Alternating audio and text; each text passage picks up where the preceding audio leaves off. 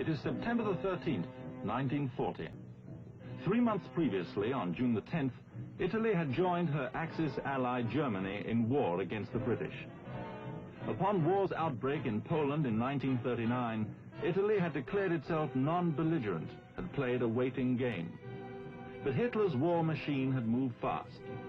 Mussolini had no alternative now but to actively enter the conflict. The war was extended to the Mediterranean and Africa as the Italians joined the victorious Germans. Now the Italian army was about to embark on a venture to win themselves a great empire and assure them a position as one of the major powers on earth. The Battle of North Africa begins. The Italian plan was this. From Ethiopia, one army under the Duke of Aosta was to advance upon Egypt from the south.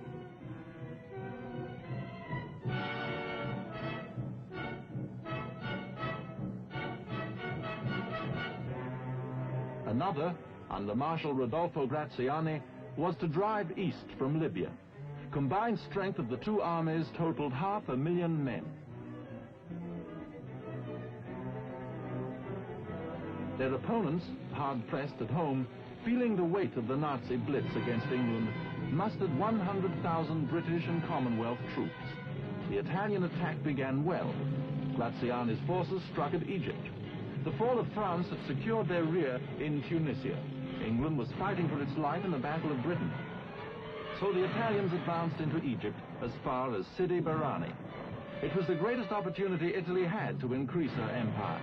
These troops might have raced through Egypt and joined with the other Italian force in Ethiopia.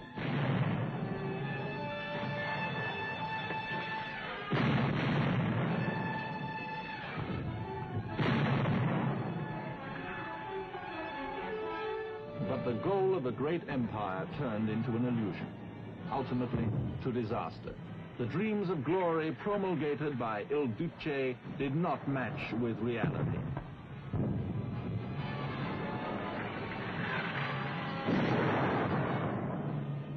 The desert terrain was fearsome.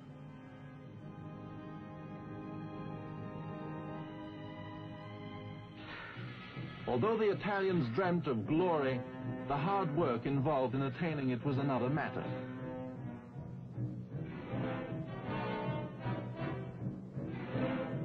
The troops were often sick, always homesick. Morale became low. Italian tacticians made many mistakes. These mistakes proved costly.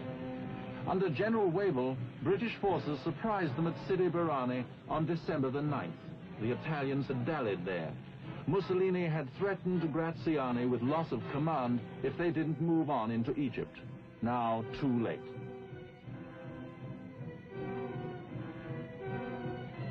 British armor raced along the Libyan coast.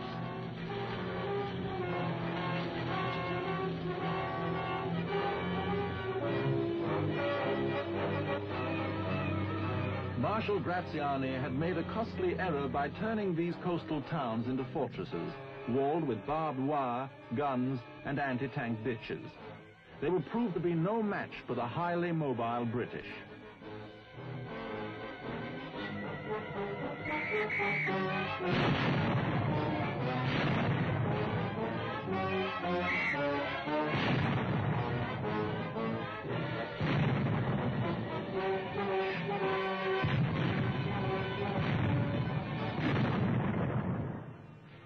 El Solim, Bardia, Tobruk, Derma.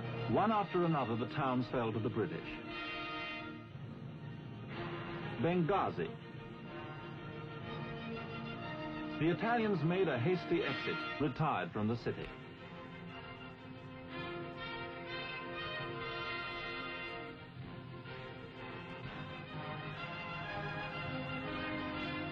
They were cut off by fast-moving armor and motorized infantry.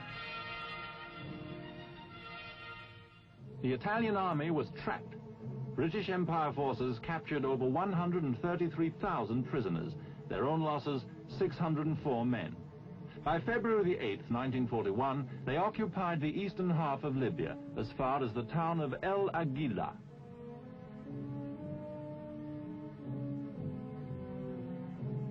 General Wavell's victory in Libya protected Egypt on the west and left him free to destroy the Italian army in Ethiopia. The blitzkrieg tactics used by Germany so successfully were now employed by the British against the Axis partner.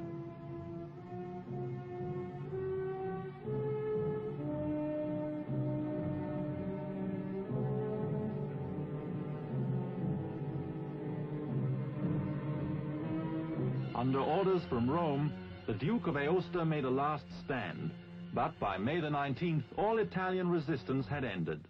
Ethiopia, first of the fascist conquests, was liberated. The Emperor Haile Selassie returned to his kingdom. In Libya, British troops halted at El Agheila. The weakening of the British forces coincided with the arrival in Africa of a man who was to become of historic importance. February the 12th, 1941, General Erwin Rommel, veteran of the Polish and French campaigns, arrived to take command of the Africa Corps. By March the 11th, the 5th Panzer Regiment had completed its disembarkation in Tripoli, equipped with 120 tanks and the most modern and fearsome of German war equipment.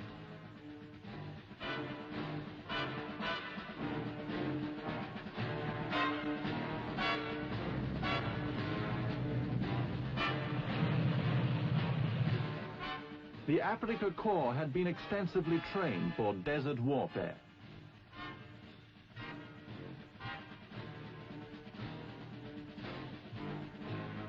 The men represented the best of the much vaunted Nazi culture.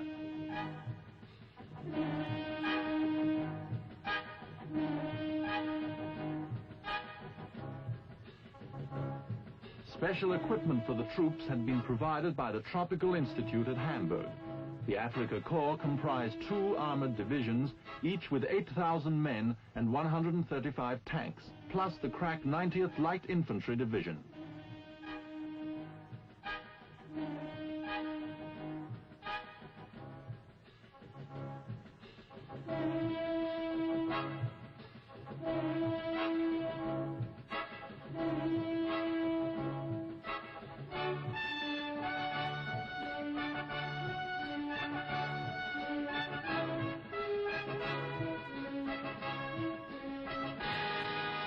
Rommel attacked the weakened British position on March the 24th.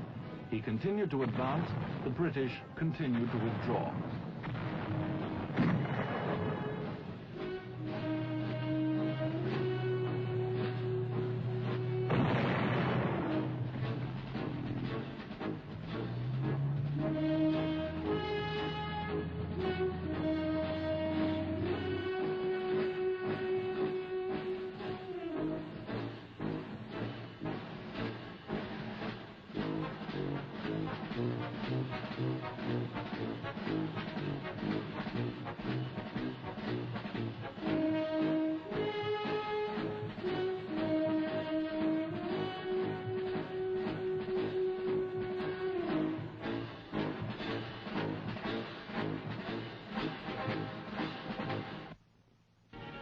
On April the 1st, the Germans moved into Benghazi.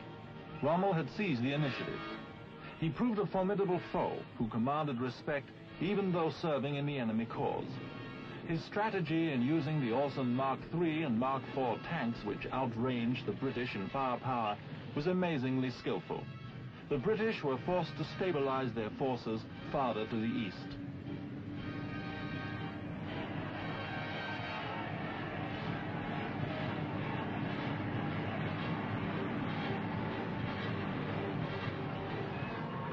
The British had been pushed back into Egypt, but the retreat was not complete. One Australian division remained in Tobruk, a constant threat to Rommel's flank. Nazi propagandist Lord Haw called them the rats of Tobruk. The term became an endearing one. The efforts to dislodge them cost Rommel time and strength.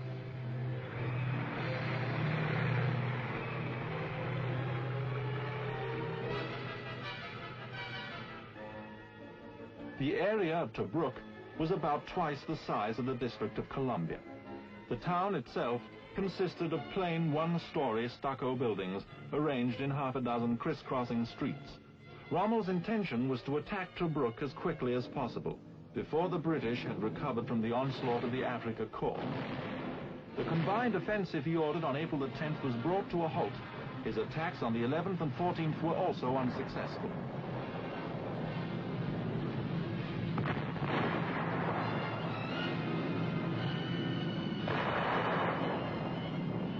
By May the 2nd, Rommel had taken Solum, Capuzzo, had reconquered the rest of Cyrenaica. Tobruk held on. Rommel's greatest attack had failed to dislodge the gallant and heroic opposition. Few of the men in Tobruk ever had a roof over their heads. Strip life of everything that makes it worthwhile, and you have the standard of living in Tobruk at this time. Water was scant. Rations were merely a means of keeping alive. Only the essentials came through.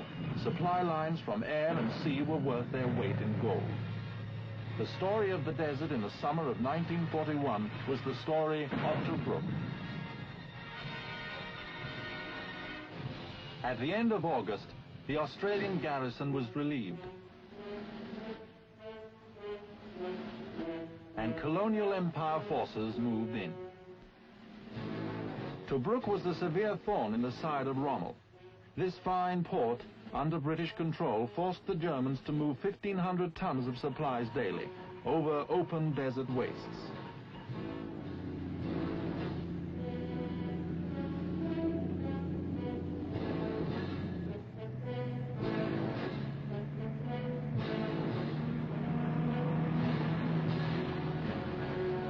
Tobruk was sorely needed as a supply point close to the front. Thus, the siege was strengthened during September. On the morning of December the 4th, Rommel launched a heavy attack that was very nearly successful.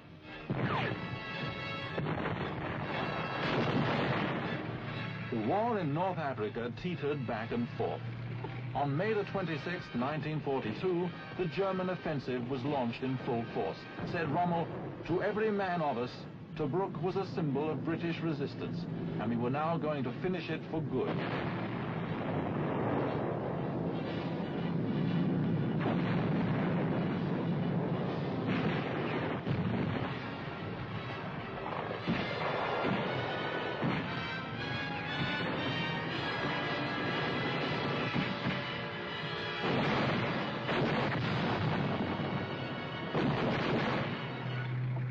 Tobruk fell at 5 a.m. June the 21st, 1942. On June the 22nd, Rommel learned from Hitler's headquarters that he was a field marshal. Wrote Rommel to his wife, "I would much rather he had given me one more division."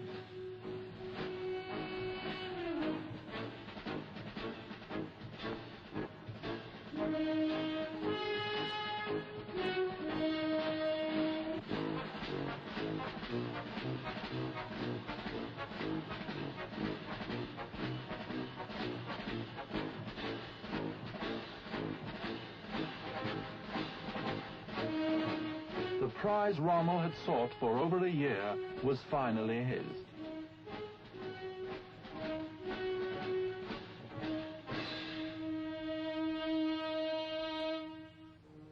At great cost to both sides.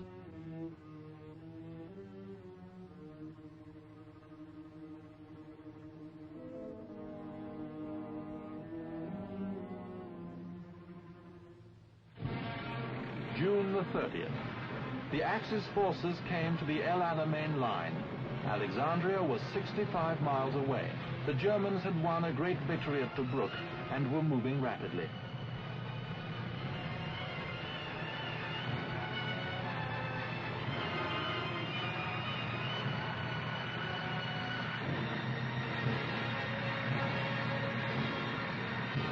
Field Marshal Rommel was at the peak of his professional career. It was at this time that General Auchinleck received a distinguished visitor from England. Mr. Churchill stayed for 5 days. Other new arrivals remained permanently. They were General Sir Harold R.L.G. Alexander, who replaced General Auchinleck as commander of the Middle East, and General Sir Bernard L. Montgomery, who took over General Rich's 8th Army. Your prime and main duty will be to take or destroy at the earliest opportunity the German and Italian army commanded by Field Marshal Rommel, together with all its supplies and establishments in Egypt and Libya. Signed, Winston Churchill. General Montgomery took hold at El Alamein. Meanwhile, Lend-Lease supplies rolled in.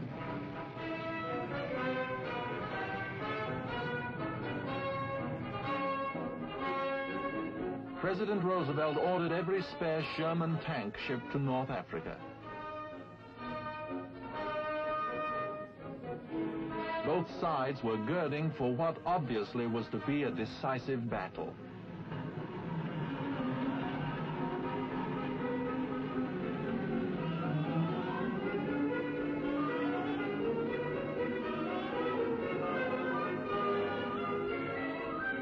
The British plan for the forthcoming Battle of El Alamein was to be the turning point in the Desert War. That was certain. All prayed that it should turn in their favor. The plan itself was simple. Blow a hole in the German positions, send in strong armor, and keep widening the gap. The Axis line at El Alamein was a maze of strongpoints for 35 miles. During October 1942, they were hit mercilessly from the air.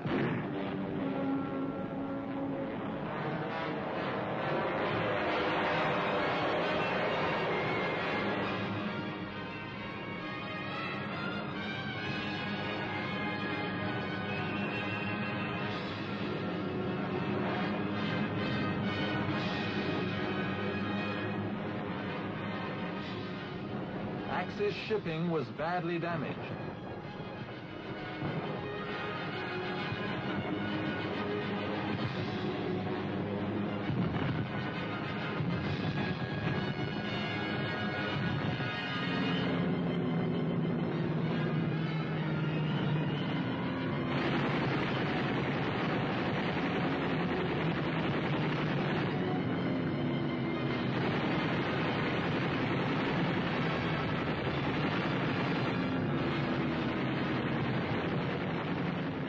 Thus, the stage was set.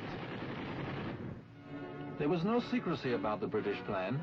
General Montgomery had made it known to every man. In a personal message to his troops, he said, "The battle which is now about to begin will be one of the decisive battles of history.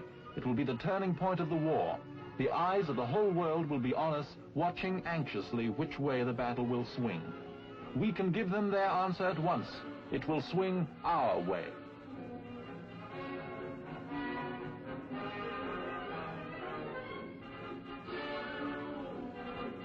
Montgomery had said, "Give me a fortnight and I can resist the German attack. Give me 3 weeks and I can defeat the Boche. Give me a month and I will chase him out of Africa." Thus he instilled in his troops his own supreme confidence.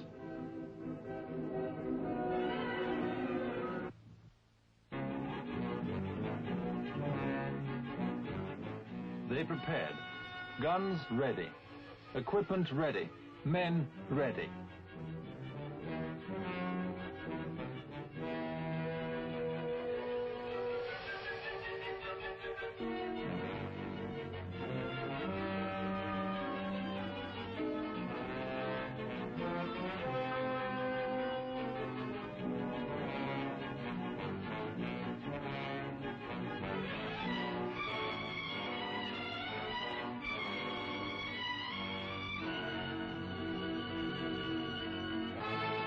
Rommel's troops were confident. German and Italian radios began promising complete independence for the Egyptian people and made dates for the Africa Corps with the ladies of Cairo and Alexandria upon their victory.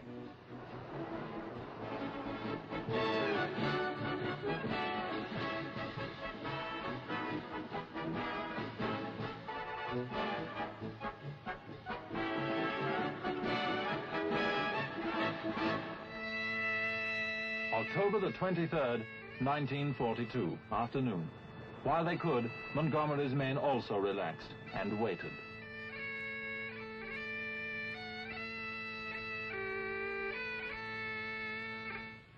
In late afternoon, the British forces moved to the assembly areas.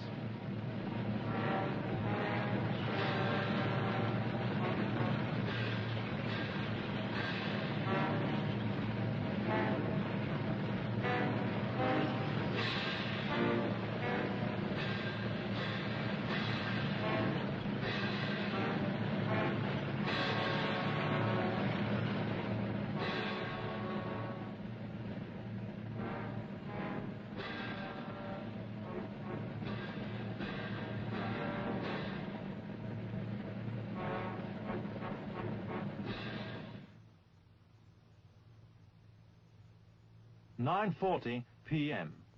A still desert night. The Battle of El Alamein begins.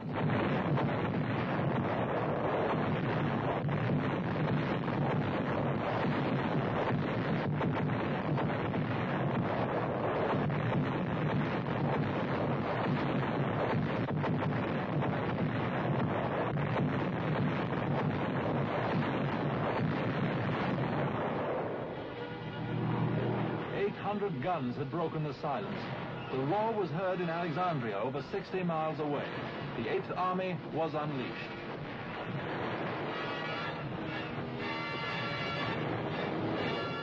General Montgomery chose the north to make a breakthrough.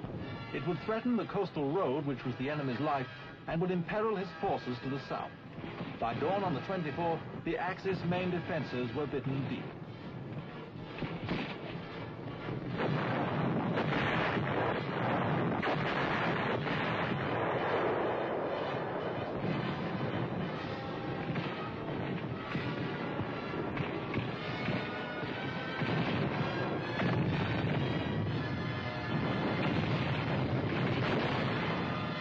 Their Luftwaffe tried to halt Montgomery's forces in vain.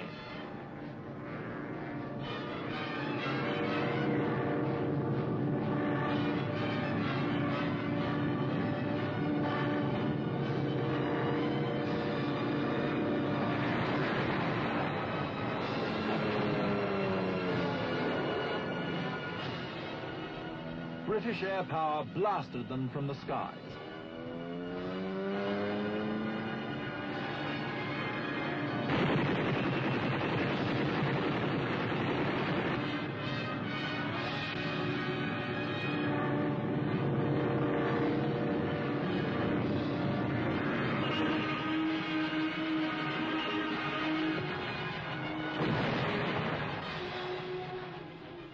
By the 27th, all Axis reserve strength had concentrated in the north. An advanced position called Kidney Ridge was counterattacked 5 times in a single day by the 15th Panzers, but held out.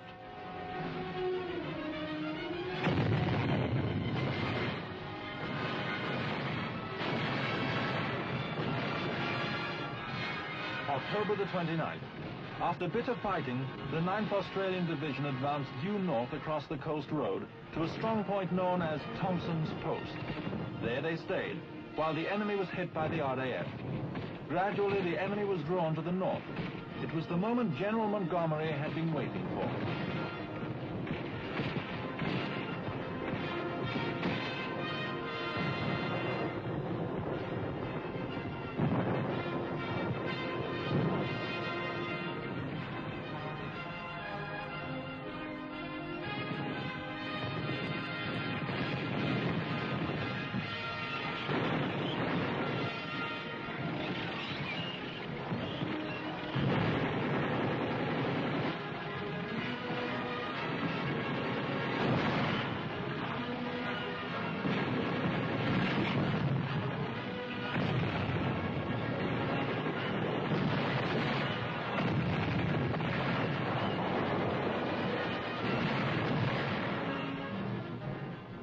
With Rommel concentrating everything to the north, gaps in the line were made to the south. And during November the 2nd and 3rd, the whole weight of the 8th Army poured west. The Germans were caught off balance. Taking advantage of the enemy's weakness, the British forces broke through all along the line.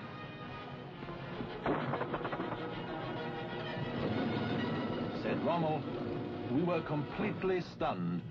For the first time during the African campaign, I did not know what to do." His army was relentlessly pushed back.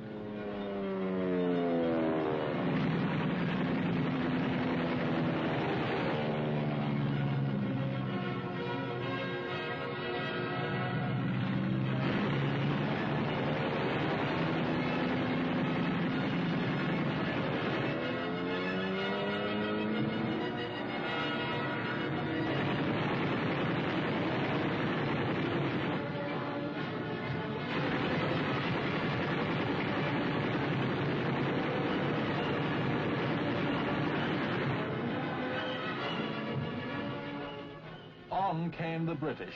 back past the old familiar places.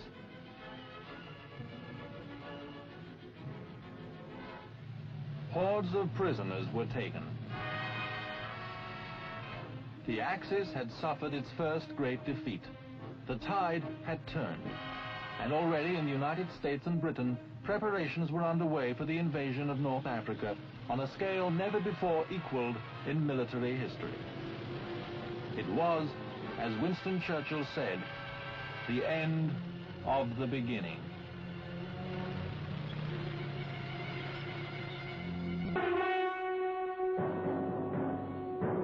The Washington Conference was top level. Prime Minister Churchill arrived from London.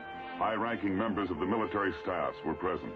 The results of that conference were kept top secret. Few knew of the tremendous plan formulated there, which would call for preparations on a scale never before equaled in military history: the Allied invasion of North Africa.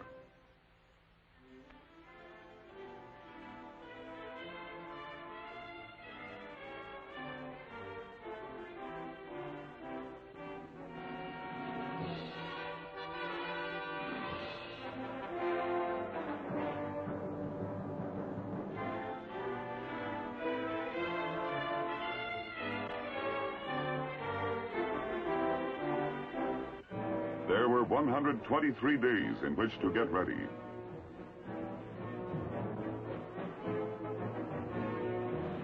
Hundreds of ships to be prepared.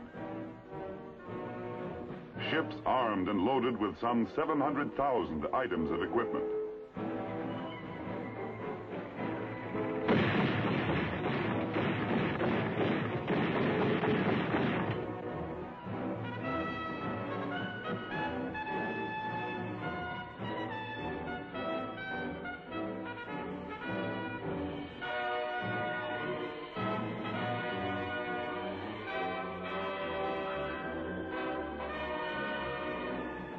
Tons of supplies, stockpiled for what was to come.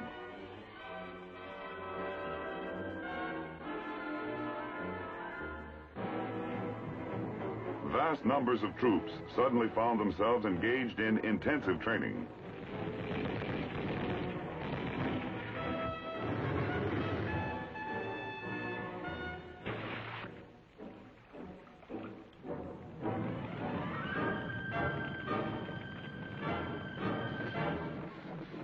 As the days passed, it was evident that something big was at hand, big enough to involve a maximum effort from two continents, from both Britain and America. But what?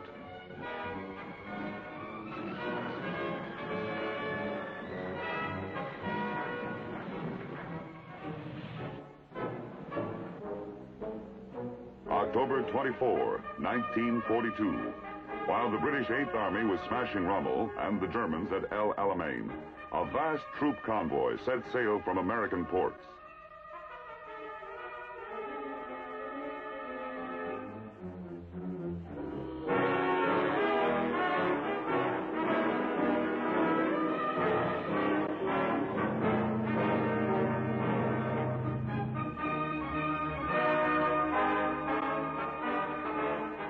The next day, two convoys left Britain. In all, 3 convoys, 700 ships, traveling 5,000 miles.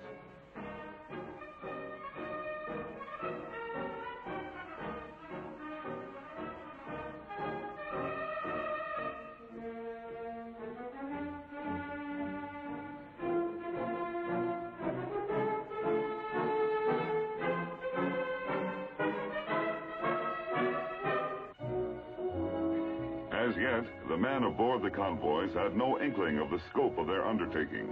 Nothing to do but relax and wonder. Destination unknown. Speculations plentiful. Rumors even more so. As the days crawled by, tension mounted. What lay ahead for them and where? Finally, the secret was out. North Africa. The men were fully aware of the bitter fighting waged there for 3 years, of the Africa Corps, Rommel, and Tobruk. And as the convoy steamed onward, a bulletin was received of the retreat of the German army, resulting from the shattering El Alamein battle.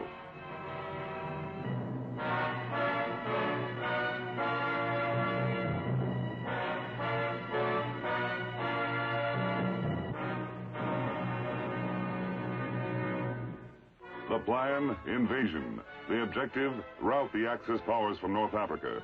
The invasion was to be made hundreds of miles west of El Alamein at 3 points: Casablanca, Oran, Algiers. General Mark Clark had previously landed in Algeria to confer with French officers. General Henri Giraud would lead the Free French forces. The entire operation was under the command of General Dwight D. Eisenhower, appointed by the Joint Chiefs of Staff. At 3 a.m. on November 8th, the convoys converged west of Gibraltar. The events planned 4 months ago were about to become history. Now, everything depended upon taking the enemy by surprise. Lieutenant General George S. Patton, Jr. speaks. Soldiers and sailors, it is not known whether the French African army will contest our landing. But all resistance, by whomever offered, must be destroyed. However, when any of the French soldiers seek to surrender, you will accept it and treat them with the respect due a brave opponent and future ally. This was Casablanca, the northwest corner of Africa. H hour. The invasion began. The ensuing events now in the hands of fate.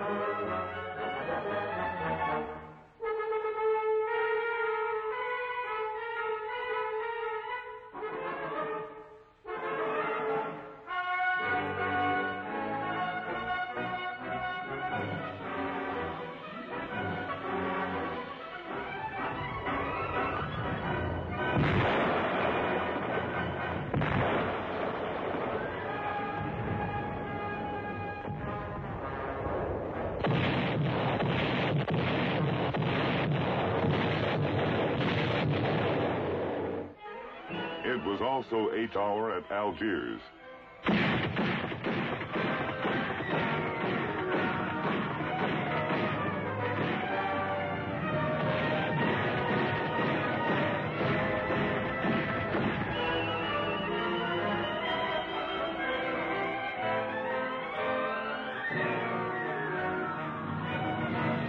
Planes based at Gibraltar flew over to give extra insurance for the success of the operation.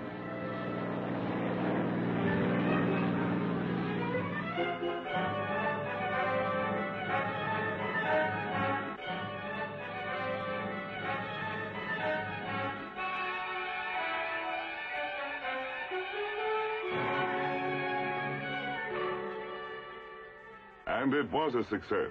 Opposition in Algiers was slight. In a short time, it was in Allied hands. Oran, H hour. Here the paratroops went into action.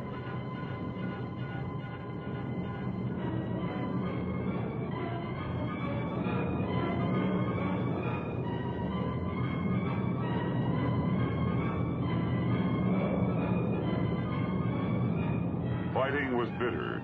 But after 2 hard days, troops of the enemy Vichy French capitulated. Oran was taken. 2 down, 1 to go. But at the Atlantic port of Casablanca, there was trouble. The Vichy French Navy still fought for the Axis. Fighting on the water was heavy. Allied guns pounded the port and the Vichy fleet. The battle lasted for 5 grueling days.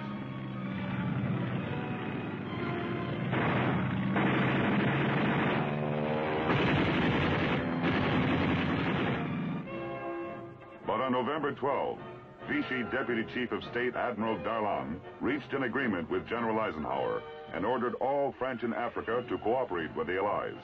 Resistance ceased at Casablanca. The troops rolled in. Of the prisoners taken, none seemed to be very popular with the civilians. The greatest invasion in military history was a success. The enemy had been taken by surprise. The first phase in the Allied invasion of North Africa was over. In addition to General Eisenhower, the British First Army was commanded by General Anderson. The French troops were under General Giraud. The next step, move east swiftly. Time was precious.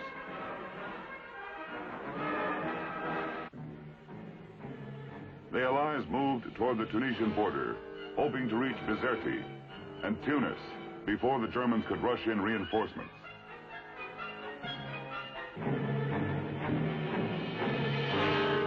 We pushed on, despite all but impossible roads and shoddy railroad facilities.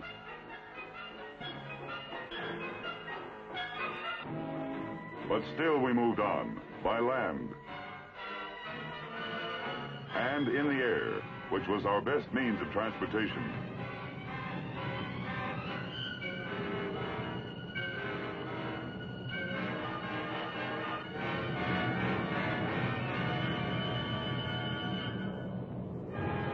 And it was by air that the German forces struck back.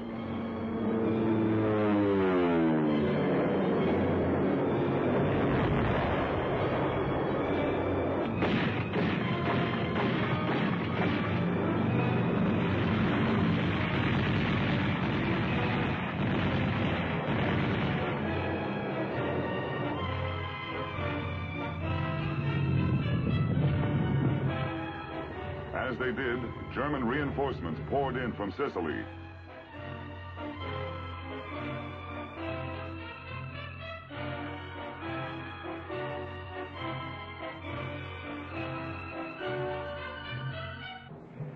November 18, the Allied advance guards entered Tunisia. Our line of supply was now 500 miles long.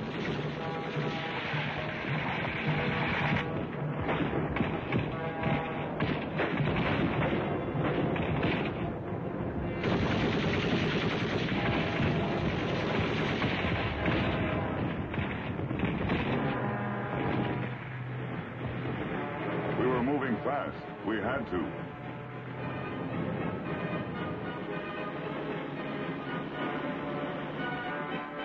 By November 22, the town of Beja was reached. Mejaz al-Bab, the terrain became more and more precarious.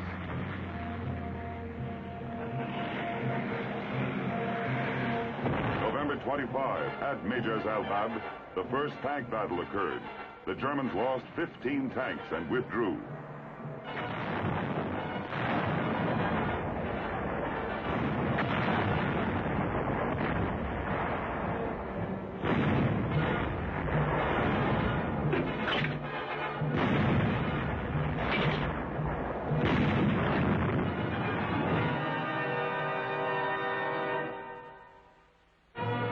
They moved back to the mountain approaches in the northern tip of Tunisia.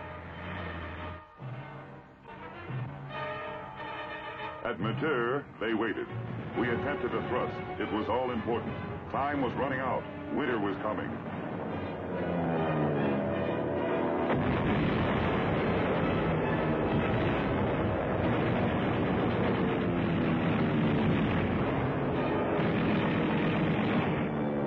This time, we failed. The Germans were too strongly emplaced.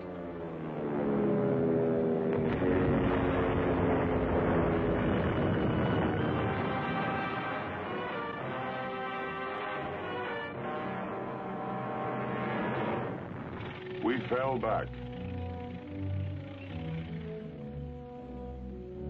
The Tunisian front was now stabilized on a line running north and south from Mejaz al-Bab. For the North African winter had come.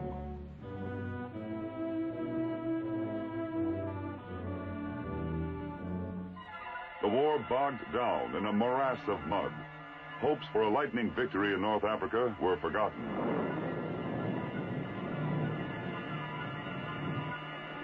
Airfields were flooded.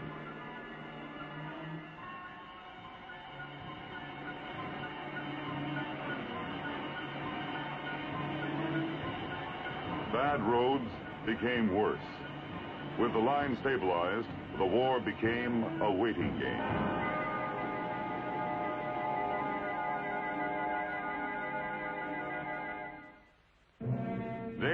reports at the time would say action was light on the Tunisian front. Actually, this light action accounted for half our casualties in the campaign.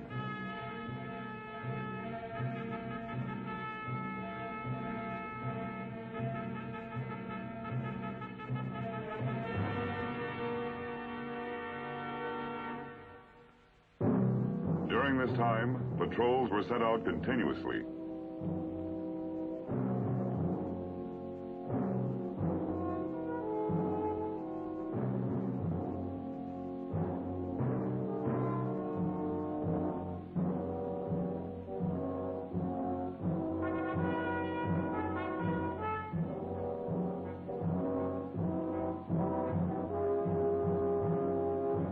If they were lucky, a few of the captive enemy would be returned. Sometimes they weren't so lucky.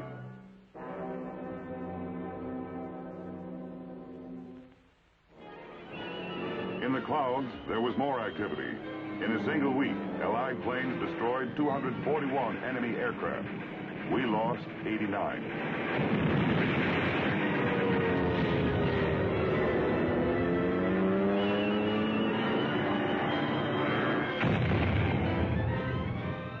From our bases, it was possible to make devastating attacks on Italy, Sardinia, and Sicily.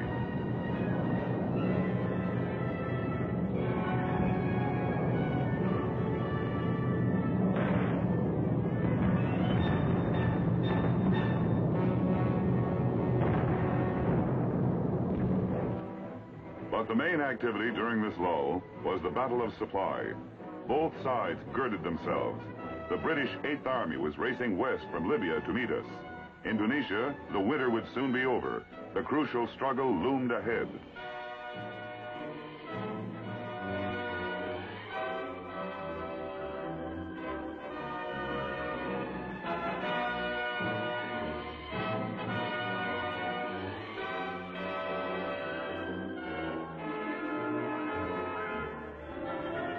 But there was one day when the struggle was momentarily forgotten. A day dedicated to peace on earth. Christmas in Tunisia, 1942.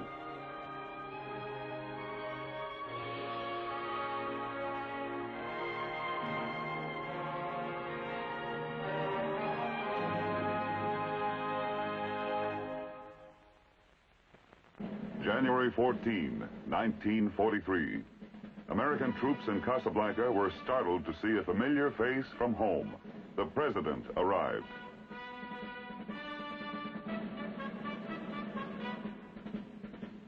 And Prime Minister Churchill came.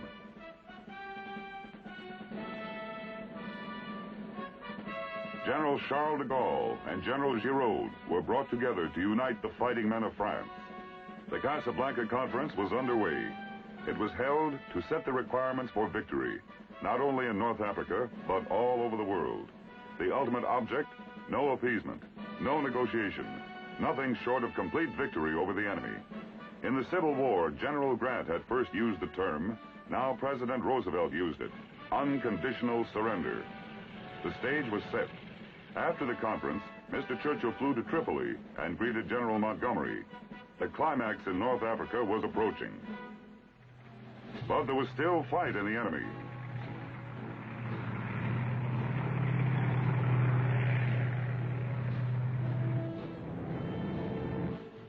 The veteran 21st Panzer Division attacked, and German armor overran the Kasserine Pass. However, infantry and artillery support from the 9th and 34th Divisions, plus British units and bombers, stopped the Germans and drove them back through the pass. Though a setback to the Allies, there was something gained. The troops became, in General Eisenhower's words, battle-wise and tactically efficient. It was the last Nazi offensive in Africa.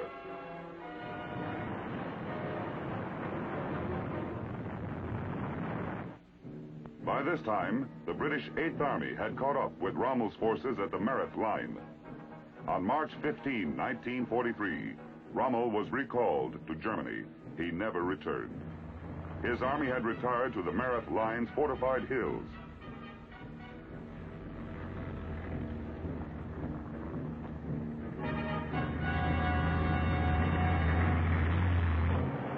With the Americans at Mach Nazi and the French to the south, Montgomery kept up a pounding assault on the line to divide Axis reserves.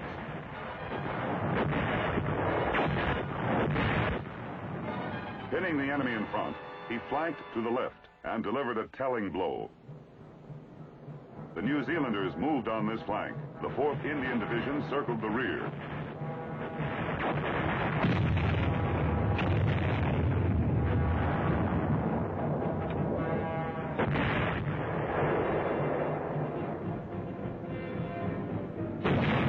American armor closed in, supported by heavy air assault.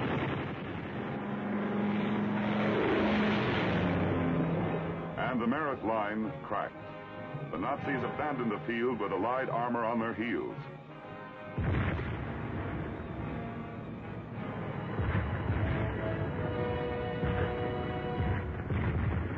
The battle-wise 1st Armored Division pushed east to cut off the enemy retreat.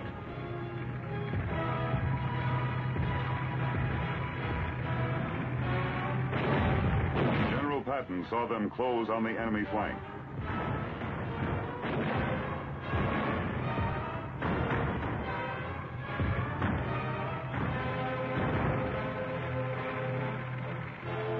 April 7, 1943, a big day. British patrols met advance guards of the American 2nd Corps on the Gab Road. Thus, Allied lines were linked. Now the British 8th could be supplied from North African ports, and troops could be shuttled along the entire Tunisian front.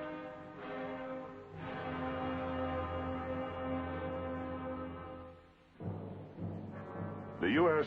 2nd Corps, under General Bradley, moved north to the Beja Road, which ran to Bizerti. The end was in sight.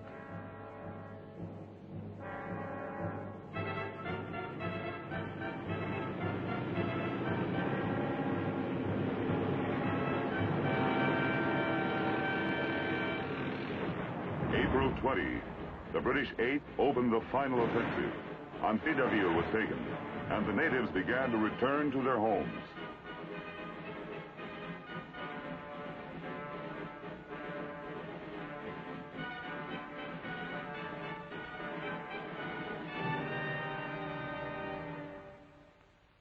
Relentlessly, the Allies pushed onward to Bizerti and Tunis. The going was slow, tough, and dangerous because the enemy was holed up in the surrounding hills. Key positions often changed hands several times before the German defenders were forced to fall back. Hill after hill was stormed or flanked in bitter fighting. Our big attack was at Jabal Tahent, Hill 609. It was the main enemy position. On April 28 and 29, the enemy laid down a heavy mortar fire, and we replied with artillery as we attempted to storm the heights. The going was rough. On May 1, we took Hill 609. The plan for victory in the northern tip of Tunisia had been likened to a cylinder, a machine to compress the enemy until he was destroyed. The compression was about to show results. Swiftly, one by one, the towns on the road to Tunis and Bizerti fell. Matur, Massacolt, Ferryville. There was no stopping the Allied push now. The enemy found themselves forced into a pocket from which there was no escape.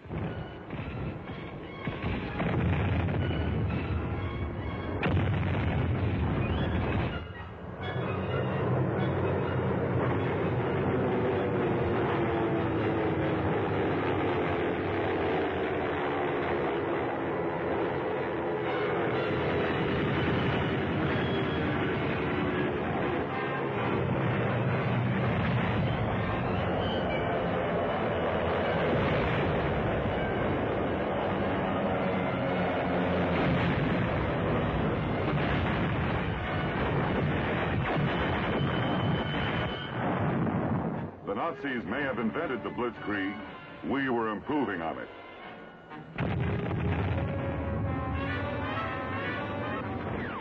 The armor forged ahead. Tanks broke through enemy lines. On May 7, 1943, the Germans were surprised by the Allied arrival outside Tunis. There was no organized resistance.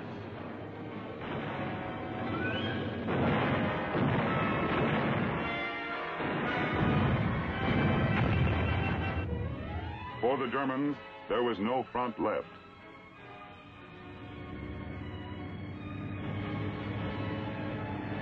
The town of Tunis was turned into a carnival. The streets were so full of crowds and celebrations, traffic could hardly move.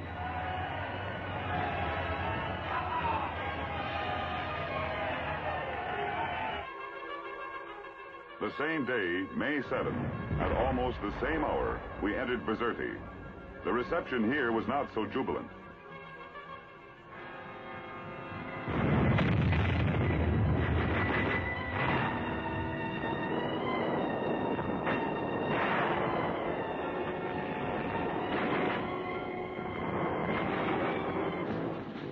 Hitler had ordered his troops to fight to the last cartridge, but there was no fight to the finish. Still fond of parades and brass bands, they marched in. Total, wholesale surrender. Among the 267,000 prisoners taken were 14 German and 4 Italian generals.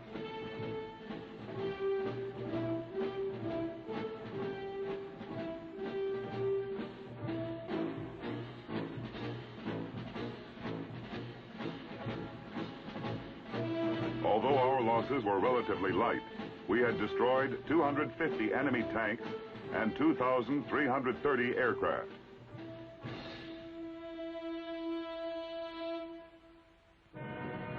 Now Air Marshal Tedder launched a furious assault upon Italian islands off the Tunisian coast. By June 13, the last ones were taken. The conquest of North Africa was complete.